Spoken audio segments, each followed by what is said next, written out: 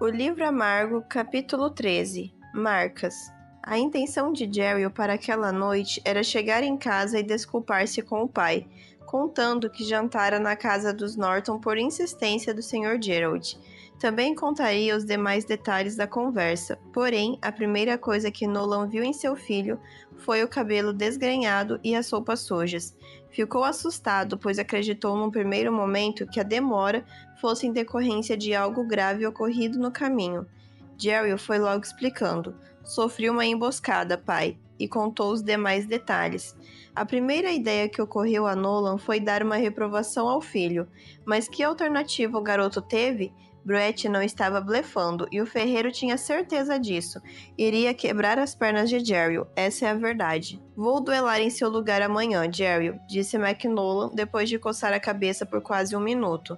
Não posso permitir, disse o jovem, quase alterando a voz para um tom de indignação. Eu o desafiei e preciso, por minha honra, enfrentá-lo. E como fica sua honra com o Deus a quem servimos? Jesus disse que não devemos resistir ao homem mau, que se baterem em nossa face direita é para oferecermos a outra. Mateus 5,39. É o que o Senhor faria amanhã se eu permitisse que duelasse em meu lugar? Perguntou Jerry. Sim, sequer empunharei uma arma. Quem sabe Zachary desista de seu intento. Ele não desistirá, vai matá-lo, mesmo desarmado, e regozijar-se com isso. Pai, Deus sabe o quanto amo e o quanto me empenho para servi-lo. Não posso permitir que o Senhor esteja em meu lugar amanhã. Não posso deixar que Zachary simplesmente o ataque desarmado. Não quero ferir o Sr. Brett, e muito menos deixar que ele fira o Senhor, meu pai.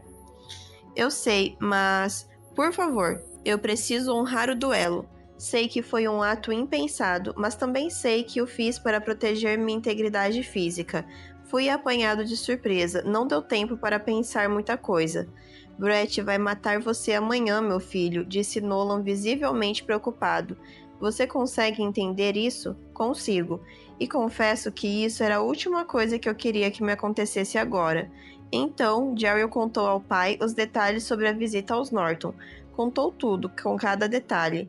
Nolan sentiu algo parecido com o que inundou o coração do filho, um misto de alegria e pesar. Mas, antes de pensarem com mais atenção sobre esse assunto, havia algo mais imediato. Se não posso dissuadi-lo a desistir do duelo, precisamos pensar em algo para amanhã. Entraram, então, na ferraria. Nolan acendeu a lamparina e num velho balcão de madeira riscada com profundas fendas, colocou uma caixa de metal. De dentro dela, retirou uma espada, na qual, na lâmina próxima ao cabo, lia-se a assinatura McNolan. É a última que fiz, disse o ferreiro virando a lâmina, onde a chama amarela desenhou seu brilho. Ainda está sem fio. Não quero que a afie, Jerry falou, pegando o florete das mãos do pai e o empunhando. Vou tentar desamar o Sr. Brett amanhã. No dia seguinte, Zachary estava na frente da ferraria. Gritaria pelo seu adversário e o enfrentaria. De tudo que iria acontecer, Brett só não contava com uma coisa. Algo que só poderei contar amanhã. Como assim só amanhã? Perguntou Sam, sequer se apercebendo de que a noite já havia chegado fazia um considerável tempo. Sobre a velha mesa de madeira já não havia chá, frutas ou bolos e o jarro de água estava vazio. Na minha idade, disse o Sr. Jordan, cansamos ao ficar muito tempo fazendo qualquer coisa, mesmo que seja simplesmente sentado numa confortável cadeira. Estou exausto, garotos. Por favor, Sr. Jordan, conte pelo menos a parte do duelo, suplicou Vane. E deixar vocês dormirem sem essa curiosidade? Sorriu o contador de histórias. Não, isso não. Ele se levantou com dificuldade, sendo ajudado por Sam e Jill. Venham amanhã na mesma hora. Eu quero saber se Jesus voltou em 1844, disse Mateus. Se ele tivesse voltado, não estaríamos aqui, não é, Sr. Jordan?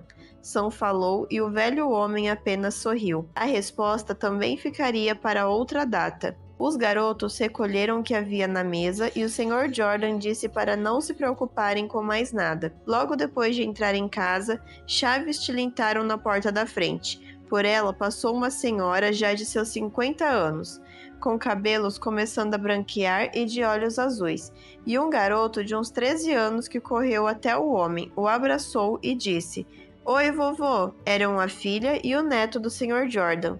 Ela trazia consigo um cesto com pães, bolos e outras coisas gostosas. Perguntou sobre as visitas e o pai explicou quem eram e o que estavam fazendo. Sempre gostei dessa história, disse a moça, quando estavam todos na cozinha. Ela estava lavando a pouca louça. Gosto da parte do duelo, disse o neto que se chamava Jerry, e conhecia cada detalhe daquele conto. Posso pegar um pouco a espada? Nem pense nisso, disse a mãe. Jerry murchou na cadeira. A filha conversou um pouco com Jordan e depois se despediu. O velho homem foi para o quarto com a lamparina nas mãos. Acendeu outra luz sobre uma escrivaninha de leitura. Abriu a primeira gaveta e dali puxou um livro de capa negra e muito gasta. Era uma Bíblia, cujas finas páginas estavam surradas e amareladas pelo tempo. Na contracapa, em letra delicada, havia um nome: Alice McNolan. A tinta negra parecia ter se fundido ao papel. Logo ao lado, com a mesma tinta antiga e com letras mais rústicas, havia outro nome: Jerry J. McNolan. O Sr. Jordan folheou a Bíblia até o texto escrito em Apocalipse 10:10. Ali, ele leu um versículo que tinha muita relação com a história que estava contando aqueles jovens. Peguei o livrinho da mão do anjo e o comi. Ele me pareceu doce como mel em minha boca, mas ao comê-lo senti que o meu estômago ficou amargo. O livro amargo, sussurrou o homem. Ele fechou a Bíblia, orou e dormiu. No outro dia, no horário combinado, os garotos e garotas estavam na casa, sentados embaixo da macieira. Jill havia trazido pães e Sam uma torta de morangos feita por sua mãe. Sr. Jordan, chamou Mateus e, apontando para o entalhe na mesa de madeira, perguntou: quem escreveu este nome aqui? Foi o Palmer da história? Os outros 3 jovens, embora lançassem ao caçula um olhar de reprovação, estavam tão curiosos quanto ele. Sim, Mateus, respondeu Jordan. Foi o Palmer da história. Você o conheceu? Perguntou Jill. O velho homem deu um sorriso e um suspiro saudoso. Disse: pois é, eu conheci Palmer McNolan. Fez um breve momento de silêncio, mergulhado em sua memória. Mas vocês estão prontos para saber o restante da história? A garota se arranjou em seus lugares. Sam estava sentado ao pé da árvore e o Sr. Jordan retomou o conto. Na manhã do dia seguinte, Zachary gritava na frente da ferraria: